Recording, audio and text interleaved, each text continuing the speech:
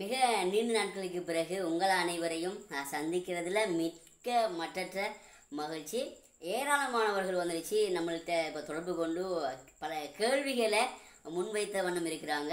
என்ன கேள்வின்னு சொல்லி அதை நான் உங்களுக்கு தெளிவாக வழங்கப்படுத்தலாம்னு சொல்லியிருக்கிறேன். என்னென்னு சொன்னால், எங்களுக்கு இப்போ அஸ்வஸ்மம் கிடைக்குமா, இல்லை கிடைக்காமலுக்கு விடுபட்டுருமா, அல்லது எங்களுக்கு இந்த புலமை பரிசில் கொடுப்பனவு கிடைக்குமா அல்லது கிடைக்காம விடுபட்டுருமான்னு சொல்லி இந்த கொடுப்பனவுகள் எடுத்துக்கொண்டிருந்தவங்க வந்துடுச்சு மிகவும் ஒரு பாரிய ஒரு மனக்குழப்பத்தில் இருக்கிறது நம்ம காணக்கூடியதாக இருக்கிறது. அது மட்டும் நம்மளுக்கு முதியோர் கொடுப்பனவோ, சிறுநீரக நோய்களுக்கான கொடுப்பனவோ, அதே மாதிரி அங்கவியலுக்கான கொடுப்பனவுகள், கூட்டி கொடுக்கப்பட்ட கொடுப்பனவுகள், இவ்வாறு பல கொடுப்பனவுகள் இலங்கை அரசாங்கத்தினால ஒவ்வொரு மாதமும் வழங்கப்பட்டு கொண்டிருந்தது.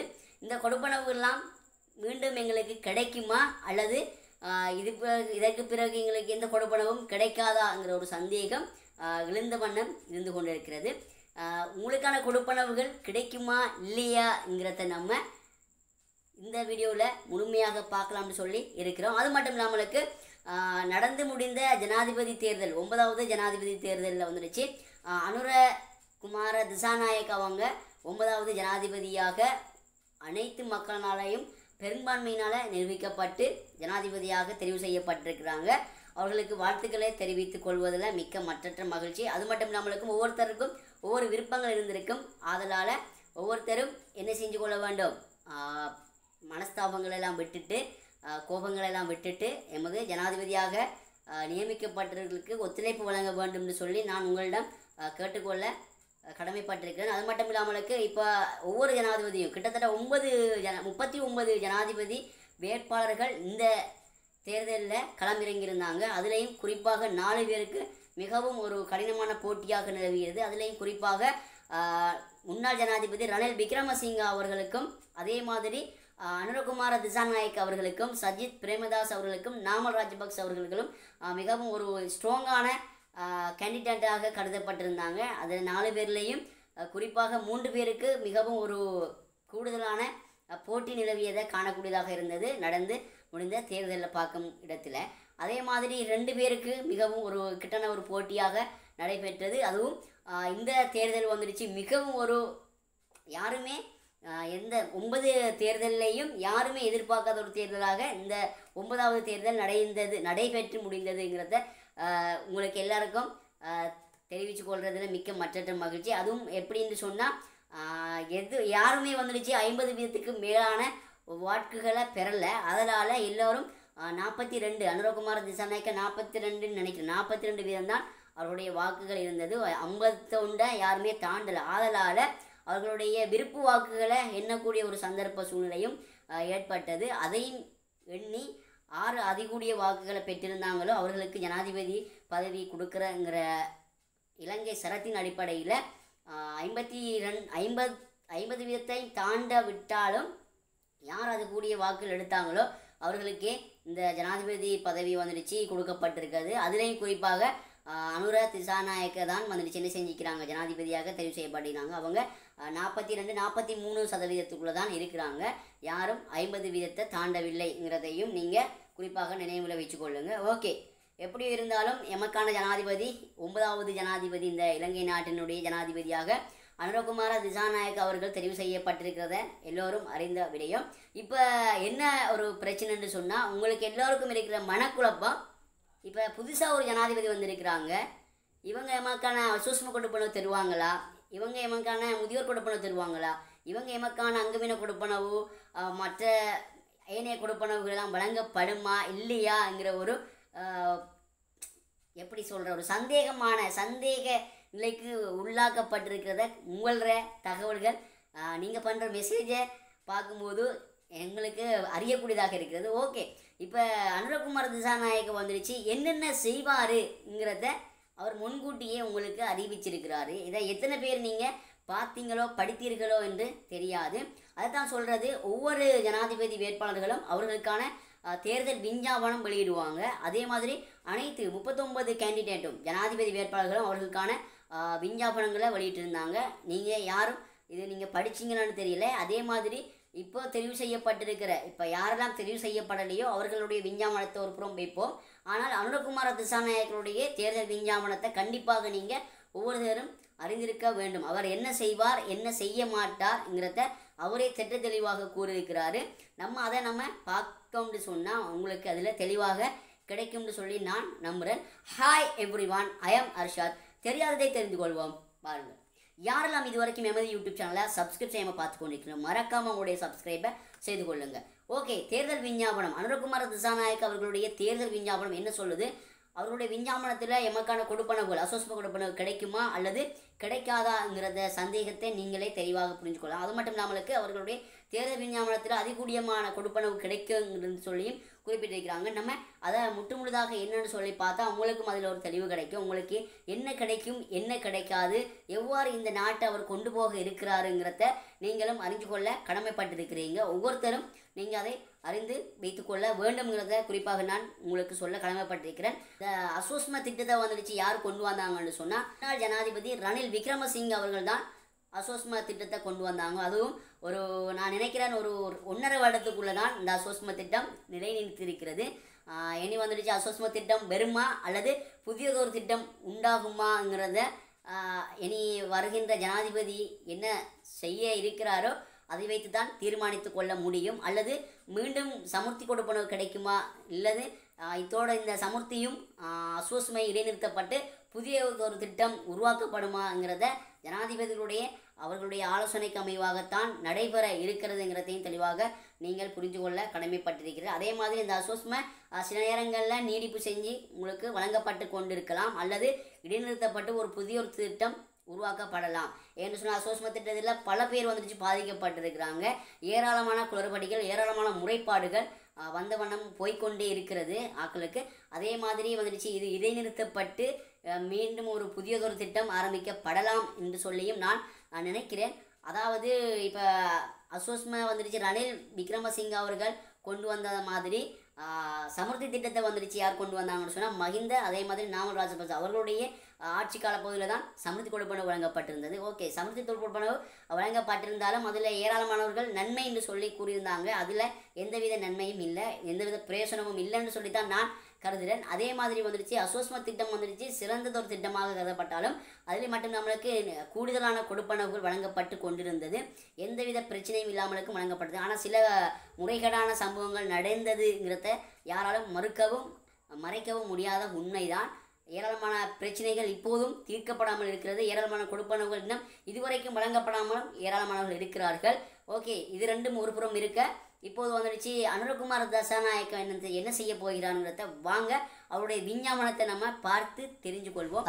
பாருங்க, நம்மளுக்கு வந்துடுச்சு இப்போ தற்போதைய ஜனாதிபதி குமார திசாநாயக் அவர்களுடைய விஞ்ஞாபனத்தை நம்ம இப்போ பார்க்க போகிறோம் எல்லாரும். அவங்களுடைய விஞ்ஞாபனம் வந்துடுச்சு இப்படி தான் இருக்கிறது. மிகவும் வடிவான ஒரு ஃபோன் பேஜ் மாதிரி தான் இருக்குது. பாருங்கள் எப்படி இருக்குன்னு சொன்னால் அதிலேயே போட்டினாங்க நாடு அனுரவோடு என்று சொல்லி தமிழ்லேயே அழகாக குறிப்பிட்டிருக்கிறாங்க. அதே மாதிரி இதில் வந்துச்சு வளமான நாடு அழகான வாழ்க்கைன்னு சொல்லியும் போட்டு, அதே மாதிரி தேசிய மக்கள் சக்தி ஜாதிக ஜன பாலகேய என்பிபின்னு சொல்லி குறிப்பாக போட்டிக்கிறாங்க. ஓகே, இதில் பாருங்கள் நம்ம என்ன முக்கியமான விஷயம்னு சொன்னால் நீங்கள் யாரும் இதை படிச்சிங்களோன்னு தெரியல, படித்திருக்க மாட்டீர்கள். இதில் பாருங்கள், சிதைவடைந்த தாய் நாட்டை கட்டியெழுப்புகின்ற தீர்வுன்னு சொல்லித்தான் இவங்க பெஸ்ட்டுக்கே குறிப்பிட்டிருக்கிறாங்க. இதில் வந்துட்டு மேலதிகமாக நம்ம இதை சுருக்கமாக பார்ப்போம். இதில் வந்துடுச்சு அரசியலின் கேலிக்கூத்துன்னு சொல்லி ஏற்கனவே ஆட்சி செய்த ஜனாதிபதிகளையும் எம்பிமார்களையும் குறிப்பிட்டிருக்கிறாங்க. அதே மாதிரி வந்துட்டு நம்ம பொருளாதார ரீதியாக வங்குரத்து நிலையுற்ற கடன் சுமை, வரி சுமை, வாழ்க்கை சுமை அதிகரித்த வறுமை, வயிற்று பசி அதிகரித்த வாழ்வாதாரங்கள் சிதைவடைந்தது நாடல்லவா என்று சொல்லி நம்ம நாட்டில் ஏற்பட்ட பிரச்சனைகளை சுட்டி காட்டிக்கிறாங்க. அதே மாதிரி பொறுப்பு கூற வேண்டியவர்கள் யார், இதற்கெல்லாம் பொறுப்பு கூற வேண்டியவர்கள் யார் என்று சொல்லியும் இதில் குறிப்பிட்டிருக்கிறாங்க சுருக்கமாக. அதே மாதிரி எமது பொறுப்பு என்ன என்று சொல்லியும் நோட் பண்ணி அதுலேயும் சுருக்கமாக குறிப்பிட்டாங்க. அதே மாதிரி ஆட்சியாளர்கள் குற்றச்செயல்கள் சாதனைகளும் புரியவர்களாக மாறிய ஒரு நாடு என்று சொல்லியும் ஒரு பந்தியில் குறிப்பிட்டிருக்கிறாங்க. அதில் குறிப்பாக என்னத்தை சொல்லிக்கிறாங்கன்னு சொன்னால் 2022 தோன்றிய பொருளாதார சீர்குலைவுக்கு ராஜபக்சர்கள் பொறுப்பு கூற வேண்டும் என்ற உயர்நீதிமன்ற வழங்கிய தீர்வு மூலமாகவே வெளிப்படுத்தப்பட்டுள்ளது. ரணில் விக்ரமசிங்கவும் சஜித் பிரேமதாசவும் அதற்கு இரண்டாம் பட்சமானவர்கள் அல்லர். மத்திய வங்கியை கொள்ளையடித்தவர்கள் அவர்களும் அந்த அழிவுக்கு பொறுப்பு கூற வேண்டும். அதிகாரத்திற்காக எதிரிகளை அச்சுறுத்துதல், தாக்குதல் மற்றும் படுகொலை செய்தல் இந்த ஆட்சியாளர்கள் இடையே புரிந்த செயல்களாகும். அந்த குற்றச்செயல்களுக்கு பொறுப்பு கூற வேண்டியவர்களும் இவர்களே.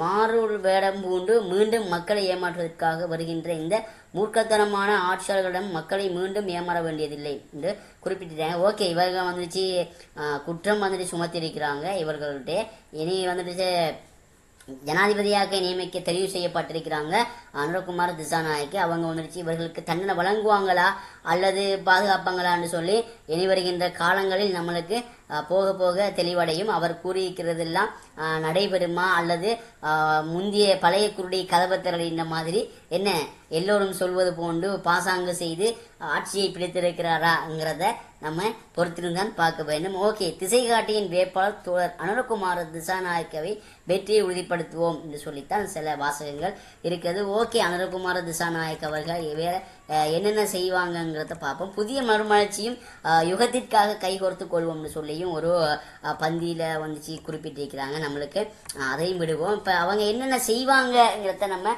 இப்ப பார்ப்போம் சுருக்கமாக. வளமான நாடு, அழகான வாழ்க்கை, தேசிய மக்கள் சக்தியின் கொள்கை சட்டத்தின் ஒரு பகுதி. இதுல ஒரு பகுதி தான் குறிப்பிட்டிருக்காங்க. அப்ப இன்னும் எக்கச்சக்கமானது இருக்காக்கும். ஓகே, நம்ம அந்த பகுதி தான் பார்ப்போம். உணவு பாதுகாப்பு, பாதுகாப்பான குறைந்த விலைகள். அதுல வந்துட்டு என்னத்தை குறிப்பிட்டிருக்கிறாங்கன்னா உணவு உற்பத்தியின் விளைத்திறனை மேம்படுத்த மூலமான உணவு பாதுகாப்பு, உற்பத்தி தரத்தை உயர்த்துவதன் மூலமான சுகாதார பாதுகாப்பு என்று சொல்லி குறிப்பிட்டிருக்கிறாங்க. உணவு சம்பந்தப்பட்ட விஷயத்துக்குள்ள உணவு வந்துட்டு விளைத்திறன் மேம்படுத்துதல்னு சொன்னா உணவை பாதுகாப்பாகவும் நம்ம நாட்டிலேயே உற்பத்தி செய்யறதாகவும் அதையும் சுகாதார இதை பாதுகாப்பாக பேணி இறைவன் சொல்லியும் குறிப்பிட்டிருக்கிறாங்க. நவீன விவசாயம் ஒன்றுன்னு சொல்லியும் குறிப்பிட்டிருக்கிறாங்க. அதனால அது நவீன விவசாயம் சொல்லி எல்லாரும் நீங்க உங்களுக்கு ஒரு கேள்வி எல்லாம் நம்மளே பார்ப்போமே என்ன நவீனம்னு சொல்லியிருக்கின்ற நாட்டில் உற்பத்தி செய்யக்கூடிய அனைத்து உணவுப் பொருட்களையும் உள்நாட்டிலேயே உற்பத்தி செய்வதற்கான அரசு அனுசரணை. அதாவது என்ன செய்ய போறாங்கன்னு சொன்னா நம்ம நாட்டிலே என்ன செய்ய போறாங்க அனைத்து உற்பத்திகளையும் செய்வதற்கான ஒரு ஏற்பாடு செய்வோம் என்று சொல்லி குறிப்பிட்டிருக்காங்க. புதிய அபிவிருத்தி வங்கி மூலமாக கமக்காரர்களுக்கு பிணையற்ற பயிற்சியை கடன் மற்றும் 50,000 விவசாய தொழில் முனைவோரை உருவாக்குவதன் நிதி வசதிகள். அதாவது என்ன செய்வாங்கன்னு சொன்னா விவசாயத்துறையில வந்துட்டு கூடுதலான பயிற்சிகளையும் அவர்களுக்கான 50,000 ரூபாய் கடன் வசதியும் கொடுக்கறதும் அதே மாதிரி நிதி வசதிகளை கொடுக்கறது செய்யறதுக்காகவும் இருக்கிறாங்க. அதே மாதிரி 50 விவசாய தொழில் முனைவோரை 50,000க்கு மேற்பட்ட விவசாய தொழில் முனைவோரை உருவாக்குவதற்கான நிதி வசதிகளையும் அவங்க செய்து கொடுக்கறதுக்காகவும் இருக்கிறாங்களாம். யானை, குரங்குகள், மந்திகள், மயில் உள்ளிட்ட வனவிலங்குகளால் கமக்காலுக்கு ஏற்படுகின்ற சேதத்தை, அதாவது குரங்குகள், யானைகள்னால இந்த பயிற்சிகளுக்கு ஏற்படுகின்ற சேதத்தை அவங்க என்ன செய்வாங்களாம் கட்டுப்படுத்துவாங்களாம்னு சொல்லி குறிப்பிட்டிருக்கிறாங்க. ஒவ்வொரு கமநல சேவைகள் ஆளுகையை பிரதேசத்திலும் விவசாய இயந்திர சாதனங்களை வாடகை அடிப்படையில் பெற்றுக் கொடுக்கின்ற விவசாய சேவை வழங்கல் நிலையங்களை உருவாக்குவாங்களாம். அதாவது விவசாயம் செய்யறதுக்கு வாகனங்களை அதே மாதிரி வந்துடுச்சு என்ன செஞ்சுக்காங்கன்னு சொன்னா விவசாய ஏற்றுமதியில செய்வோம். கல்வாய் ராஜாங்களை முன்னேறிய குளங்கள்ல வந்துடுச்சு மறுசீரமைக்கிறது. ஏற்கனவே இருக்கிறத தான் வந்துடுச்சு என்ன செய்வாங்கன்னு சொன்னா மறுசீரமைக்கிறதாகவும் மேம்படுத்துவதாகவும் குறிப்பிட்டிருக்கிறாங்க. புதிதாக பெருசாக இதுல சொல்றதுக்கு ஒண்ணும் இல்லை. மீனவர் நவோதயம்னு சொல்லி அவர்களுக்கும் வந்துடுச்சு என்ன செய்வாங்க அவங்களுடைய தேவைகளை தொழில்நுட்ப வசதி உதவிகளை கொடுக்கறதாகவும் நலிவடைந்துள்ள மீன்பிடி கிராமங்களை மேம்படுவதற்கான எரிபொருள் மானியம் கொடுக்கிறதாகவும் மீன்கள் பரவலாக காணப்படுகின்ற இடங்களை எதிர்ப்பு கூறுகின்ற மற்றும் அறுவடைக்கு பிந்திய விரயத்தை குறைத்துக் கொள்வதற்கான நவீன தொழில்நுட்பத்தினூடாக உற்பத்தி திறமை அதிகரித்தல் அவ்வாறு குறிப்பிட்டிருக்கிறாங்க. இது ஏற்கனவே வந்துடுச்சு முன்னாள் ஜனாதிபதி அவர்கள் செய்து கொண்டிருந்த அனைத்தையும் வந்துடுச்சு மீண்டும் வந்துடுச்சு என்ன செய்வாங்களாம்னு சொன்னா மேலும் வினைத்திறனாக கொண்டு போறங்கிற அடிப்படையில் தான் இது இருக்கிறது குறிப்பாக. அதே மாதிரி விலங்கு வேளாண்மை எதிர்கால நடவடிக்கைகள்னு சொல்லி போட்டிருக்கிறாங்க. இதெல்லாம் வந்துடுச்சு பெரிதாக சொல்வதற்கு ஒன்றும் இல்லை. பெண்கள் மற்றும் இளம் தொழில் முனைவோரின் 20,000 விலங்கு உற்பத்தி பண்ணைகள், அரச நெறிப்படுத்தல்கள், உயர்தரத்தை கொண்ட தாய் விலங்குகளும் கன்றுகளும், அதே மாதிரி தரமான கல்வின்னு சொல்லி போட்டிருக்கிறாங்க. கல்வி அரசாங்கத்தின் பொறுப்பாகும். கல்விக்காக மொத்த தேசிய உற்பத்தியில் 6% படிப்படியாக ஒவ்வொரு பிள்ளைகளுக்கும் வீட்டிலிருந்து 2-3 கிலோமீட்டருக்குள்ள முழு நிறைவான பாடசாலை, அதே மாதிரி பிள்ளைகளுக்கான உயர்வான பாதுகாப்பு, மகிழ்ச்சி நிறைந்த இளமை, அதில் வந்துட்டு உயர்தரத்தில் சித்தியடைந்த இளைஞர்களுக்கு தொழில் பயிற்சியும் தொழில்நுட்ப கல்வியும் அபிவிருத்தி வங்கிகள் ஊடாக 10,000 இளம் தொழில் முயற்சிகளுக்கான நிதி வசதிகள், ஆரோக்கியமான தேசம்னு சொல்லியும் போட்டிக்கிறாங்க. பலம் பொருந்திய சமூக பாதுகாப்புன்னு சொல்லியும் போட்டிக்கிறாங்க. ஓகே, இப்போ நம்மளுக்கு முக்கியமாக தேவை என்னன்னு சொன்னாங்க இந்த அஸ்வஸ்ம, அதே மாதிரி அங்கவீன கொடுப்பனவு, மேலதிக கொடுப்பனவு வழங்கப்பட்டிருந்தவங்களுக்கு குறிப்பிட்டிருக்கிறது என்னன்னு சொன்னால், குறைந்த வருமானம் பெறுகின்ற குடும்பங்களுக்கான மாதாந்த கொடுப்பனவு 10,000 மேல் நோக்கி. இதுதான் நம்மளுக்கு இப்போ தேவையான ஒன்று. எல்லோரும் கேட்கின்ற கேள்விக்கு இதிலேயே பதில் இருக்கின்றது. அப்போ என்ன செய்ய போகிறாங்கன்னு சொன்னால், இப்போ ஆக குறைஞ்சது 5,000 கொடுப்பனவு தானே எல்லாரும் எடுத்துட்டு வாரீங்க. ஆனால் இவங்களோட அரசாங்கத்தில் ஆக குறைஞ்சது 10,000 மேல் நோக்கின்னு சொன்னால் 10,000 தான் ஆக குறைவாக உங்களுக்கு கிடைக்கும். அதுக்கு மேலதிகமான கொடுப்பனவு தான் உங்களுக்கு கிடைக்கும் சொல்லி குறிப்பிட்டிருக்கிறாங்க. இதை வந்துட்டு 2ஆ பிரித்து கொடுப்பாங்களா இல்லை 3ஆ பிரித்து கொடுப்பாங்களான்னு சொல்லி அவங்களுடைய இனி சுற்றறிக்கை தான் தீர்மானிக்கும்ங்கிறதை நம்ம உங்களுக்கு தெளிவாக கூற கடமைப்பட்டிருக்கிறோம். அதே மாதிரி வருமான பிறப்பாக்க நிகழ்ச்சி திட்டங்கள் மூலமாக குறைந்த வருமானம் பெறுகின்ற குடும்பங்களை வலுவூட்டுதல், முறை சார்ந்த மற்றும் முறை சாராத பிரிவின் ஒவ்வொரு பிரஜைக்கும் ஓய்வூதிய திட்டம் ஒன்று, மூத்த பிரஜைகளுக்கு ஆரோக்கியமான மகிழ்ச்சியான ஓய்வுகால வாழ்க்கை, குறைந்த வருமானம் பெறுகின்ற குடும்பங்களில் கர்ப்பிணி தாய்மார்களுக்கு போசாக்கு மிக்க உணவு பொதியொன்றுக்கான நிதியுதவி, சர்வதேச தர நியமங்களுக்கு அமைவான முதியோர் பராமரிப்பு மற்றும் சிறுவர் பராமரிப்பு நிலையங்கள்.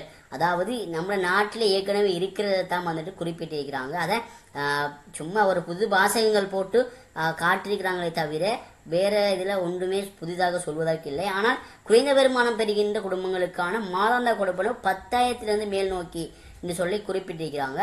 அதனால் நான் இதை எப்படி கருதுன்னு சொன்னால், குறைஞ்சது 10,000 காசு கிடைக்குமாக்கும், இனி அதுக்கு மேலே கூடின தொகை கிடைக்குமாக்குன்னு நினைக்கிறேன். ஆனால் அஸ்வஸ்மைக்குள்ளே கிடைக்குமா அல்லது சமுத்திக்குள்ளே கிடைக்குமா, அது புதுசாக ஒரு திட்டம் ஒன்று உருவாக்கப்படுமாங்கிறது வந்துட்டு நம்ம காலப்போக்கில் தான் நம்ம இதை தெரிஞ்சு கொள்ள வேண்டும்னு சொல்லி நான் உங்களுக்கு கூற கடமைப்பட்டிருக்கேன். ஆனால் உங்களுக்கான கொடுப்பனவு கிடைக்கும்ங்கிறத நீங்கள் தெளிவாக புரிஞ்சு கொள்ளுங்க. அதில் எந்த மாற்றமும் இல்லை. அதே மாதிரி மாற்றுத்திறனாளிகளுக்கு வலது குறைந்தோர் பாதுகாப்பு, இவங்களுக்கான குறைந்த வருமானம் பெறுகின்ற குடும்பங்களைச் சேர்ந்த வலது குறைந்த ஆட்களுக்கான மாதாந்த கொடுப்பனவினை 10,000 ரூபாய் வரை அதிகரித்தல். இப்போ 5,000 ரூபாய் கொடுப்பனவு எடுத்துக்கிட்டு வந்து வராங்கன்னு நினைக்கிறேன். 5,000 ரூபாயில இருந்து 2,500 அதிகரிக்கப்பட்டு 7,500 கொடுப்பனவு அங்கவினர்களும் சிறுநீரக நோயாளர்களும் பெற்றுக்கொண்டு வராங்க ஒவ்வொரு மாதமும். அந்த கொடுப்பனவு 10,000 ரூபாய் இனி என்ன செய்வாங்கன்னு சொன்னால் மாதம் கொடுப்போம்னு சொல்லி இதில் கூறியிருக்கிறாங்க. அது வந்துட்டு அடுத்த மாதத்துலேருந்து கிடைக்குமா அல்லது அடுத்த வருஷத்துலேருந்து கிடைக்குமா அல்லது அதற்கு அடுத்த வருஷம் கிடைக்குமாங்கிறது நம்ம இப்போது சொல்ல முடியாது. அரசாங்கம் வந்துட்டு என்ன தீர்மானத்தை எடுக்கும்ங்கிறத நம்ம அடிப்படையாக கொண்டு தான் நம்ம அதை தீர்மானிக்கலாம். அதனை அவ்வாறு அவர்கள் கொடுக்கதாக இருந்தாலும் நம்ம உங்களுக்கு அதை தெளிவுபடுத்த கடமைப்பட்டிருக்கிறோம். அதே மாதிரி வலுவூட்டுவதற்கான கல்வி, பயிற்சி மற்றும் வாழ்வாதார அபிவிருத்தி வாய்ப்புகளை கொடுப்பாங்களாம்னு சொல்லியும் தெரிஞ்சிருக்கிறாங்க. மாற்றுத்திறனாளிகளுக்கும் வலது குறைந்தவர்களுக்கும் வலது குறைந்த ஆட்களின் அணுகல் வசதிகளை வாய்ப்புகளை ஏற்றுக்கொண்டு அந்த உரிமைகள் தொடர்பான சட்டங்களுக்கு வலுவளித்தல், வலது குறைந்த ஆட்களுக்கு தொழில்களில் 3% வழங்குவதை அமுலாக்கி அந்த பங்கினை படிப்படியாக உயர்த்துதல். வலது குறைந்தவர்களுக்கு வந்துடுச்சு என்ன செய்வாங்களாம், தொழிலில் 3% வழங்குவாங்களாம், அதே படிப்படியாக அதிகரிப்பு செய்வாங்கன்னு சொல்லி போட்டு குறிப்பிட்டிருக்கிறாங்க. பலம் பொருந்திய பெண் என்று சொல்லியும் சில விஷயங்களை இதில் போட்டிருக்கிறாங்க. அனைவருக்கும் வீட்டுக்கான உரிமை, காணிகள் மற்றும் வாழிடங்கள் பற்றிய தேசிய ஆணைக்குழு ஒன்று மூலமாக நிலவுகின்ற காணி சிக்கல்களை தீர்த்து வைத்தல், நகர்சார் மாடி வீடமைப்பு கருத்திட்டங்களுக்கான தனியார் முதலீடுகள், அரசு மற்றும் தனியார் துறை தொழில்களில் ஈடுபட்டுள்ளவர்களான வீடொன்றின் உரிமை, விவாகம் செய்துள்ள இளைஞர்கள் புதிய வீடுகளை கொள்வனவு செய்ய அல்லது நிர்மாணிப்பதற்கான நிதி வசதிகள், வீட்டு கடன் வசதிகளை கொடுக்கறன்னு சொல்லி குறிப்பிட்டிருக்கிறாங்க. இது ஏற்கனவே இருக்கிறது தான், வேற ஒன்றும் இதில் புதிதாக ஒன்றும் இல்லை. இவ்வாறு வந்துட்டு எக்கச்சக்கமான விஷயங்களை இதில் உள்ளடக்கி இருக்கிறாங்க. உங்களுக்கு நீங்களும் வந்துச்சு தேவைன்னு சொன்னால் படிச்சுக்கொள்ள முடியும். இந்த இதை வந்துச்சு நம்ம பிடிஎஃப் வடிவில் நாங்கள் உங்களுக்கு வந்துட்டு கமெண்ட்ஸ்லேயே வச்சிருக்கிறோம். அதே மாதிரி டிஸ்கிரிப்ஷன்லேயும் வச்சிருக்கிறோம். நீங்கள் டவுன்லோட் செய்து இந்த தமிழ் மொழி மூலமாகத்தான் இருக்கிறது. நீங்கள் இதை இப்போ ஒவ்வொருத்தரும் தனித்தனியாக வாசித்து கொள்ளுங்க என்று சொல்லி நான் உங்களுக்கு குறிக்கொள்ள விரும்புகின்றேன். ஓகே, இதில் எதுவும் உங்களுக்கு பிரச்சனைகள் சந்தேகங்கள் இருக்குன்னு சொன்னால் கமெண்ட்ஸில் கேளுங்க. உங்களுக்கான அசோஸ்ம கொடுப்பனவுகள் வந்துட்டு அடுத்த மாதம் மிகவும் வந்துடுச்சு கிடைக்கிறதுக்கான வாய்ப்புகள் அதிகமாக இருக்கிறது. அல்லது அது இடைநிறுத்தப்பட்டு புதிய ஒரு திட்டம் உருவாக்கப்பட்டு மீண்டும் ஒரு வந்துடுச்சு என்ன செய்யலாம், கணக்கெடுப்பு ஒன்று எடுத்து மீள் பரிசீலனைக்கு உட்படுத்தி உங்களுக்கான கொடுப்பனவுகளை தருவதற்கான ஏற்பாடுகளும் செய்யலாம் என்று சொல்லி நான் நினைக்கிறேன். எது எவ்வாறாக இருந்தாலும் அரச சுற்றறிக்கை ஊடாகத்தான் வெளிவரும். அவ்வாறு எந்த தகவல் வெளிவந்தாலும் உங்களுக்கு நாம கூற கடமைப்பட்டிருக்கிறோம்னு சொல்லி கூறிக்கொண்டு இவ்வளவு தான் வாங்க அனுரகுமார் திசாநாயக்க அவங்களுடைய தேர்தல் விஞ்ஞாபனம் உங்களுக்கு வந்துடுச்சு. 10,000 ரூபா கொடுப்பனவு கிடைக்கும்னு சொல்லி கூறியிருக்கிறாங்க. இந்த 10,000 ரூபா கொடுப்பனவு கிடைக்குமா இல்லை அரைவாசி கிடைக்குமாங்கிறது அவர்களுடைய எண்ணத்தை வைத்து தான் நம்ம தீர்மானிக்க முடியும். அதே மாதிரி ஏற்கனவே அசோஸ்ம கொடுப்பனவு 5,000 கிடைச்சது, அதே 2 பேர் இருந்தாங்கன்னு அரைவாசி கிடைச்சது. இவ்வாறெல்லாம் ஏற்கனவே பல பிரச்சனைகள் நடந்து முடிஞ்சது. ஓகே, ஆனால் இப்போது வந்துடுச்சு ஒரு குடும்பத்துக்கு 10,000 ஆக குறைந்தது கிடைக்குமா அல்லது 2 புரிச்சு கிடைக்குமா இல்லை 2 பேருக்கு இவ்வளோவா இல்லை 3 பேருக்கு அவ்வளோவாங்கிறது இனி வருகின்ற சுற்றறிக்கைகள் அதை வைத்து தான் தீர்மானித்துக் கொள்ள முடியும். எதுவாக இருந்தாலும் நாம் உங்களுக்கு உடனுக்குடனே தெளிவுபடுத்த கடமைப்பட்டிருக்கிறோம். இதில் ஏதேனும் உங்களுக்கு சந்தேகங்கள் இருக்குமேனா கமெண்ட்ஸில் கேளுங்க. இல்லைன்னு சொன்னால் வாட்ஸ்அப்பில் இருக்கிறவங்கள தொடர்பு கொண்டு உங்களுடைய சந்தேகங்களை கேட்டு பெற்றுக்கொள்ளுங்க. இந்த வீடியோ உங்களுக்கு பிடிச்சிருந்தால் லைக் பண்ணுங்கள், கமெண்ட் பண்ணுங்கள். மறக்காமல் யாரெல்லாம் இதுவரைக்கும் சப்ஸ்கிரைப் செய்யாமல் எமது யூடியூப் சேனலை பார்த்து கொண்டிருக்கீங்களா சப்ஸ்கிரைப் செய்து வச்சுக்கொள்ளுங்க. மீண்டும் ஒரு வீடியோவினூடாக உங்கள் அனைவரையும் சந்திக்கிறேன்.